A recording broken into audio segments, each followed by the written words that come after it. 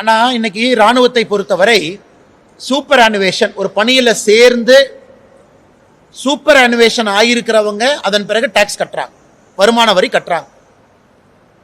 இன்னைக்கு ராணுவத்தில் சேர்ந்து இடையில அவங்களுக்கு இன்ஜுரி ஆயிருச்சு அப்படின்னா அவங்களுக்கு ரெண்டு ப்ராசஸ் இருக்கு. ஒன்று, இன்ஜுரி ஆன பிறகு ராணுவத்திலேயே கண்டினியூ பண்றது, இன்ஜுரி ஆன பிறகு ராணுவத்திலிருந்து வெளியே வந்துடுறது. இன்னைக்கு நீங்க கேட்கிற கேள்வி என்னன்னா, இன்ஜுரி ஆன பிறகு ராணுவத்திலேயே கண்டினியூ ஆகி ரிட்டையர் ஆனவங்களுடைய பணத்துக்கு இன்னைக்கு வருமான வரி போட்டிருக்காங்க அப்படிங்கிறது உங்களுடைய கேள்வி. ஆனா இன்ஜுரி ஆகி ராணுவத்திலிருந்து வெளியே வந்தவங்களுக்கு வாங்கக்கூடிய பென்ஷனுக்கு வருமான வரி கிடையாது, அதுக்கு எதுவுமே வருமான வரி இல்லை. அதனால் இது பல இடத்துல நிறைய பேர் கோரிக்கை வச்சிருக்கிறாங்க, மத்திய அரசினுடைய கவனத்துக்கும் போயிருக்கு.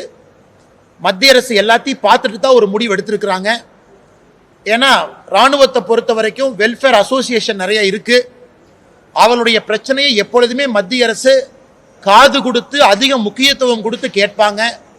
அதனால் நல்ல தீர்வு மிக விரைவில் அவங்களுக்கு கிடைக்குங்கிற நம்பிக்கை எனக்கு இருக்கு.